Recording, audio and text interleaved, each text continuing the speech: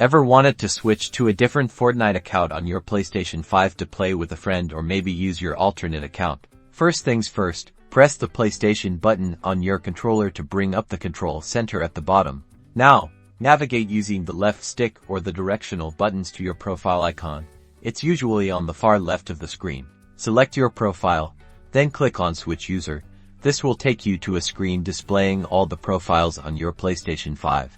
If the Fortnite account you want to use is already linked to a PSN profile on your console, select that profile. If not, choose Add User. If you selected Add User, follow the on-screen prompts to create a new PSN account or sign in with an existing one linked to the Fortnite account you wish to access. Make sure you have the email address and password ready. Once you've signed in with the desired PSN account, launch Fortnite. Inside the game, Fortnite will automatically load the account linked to the PSN profile you are currently logged into on your PlayStation 5. That's it. Now you can enjoy Fortnite on your desired account. If you found this tutorial helpful, please leave a like and subscribe for more PlayStation 5 tips and tricks.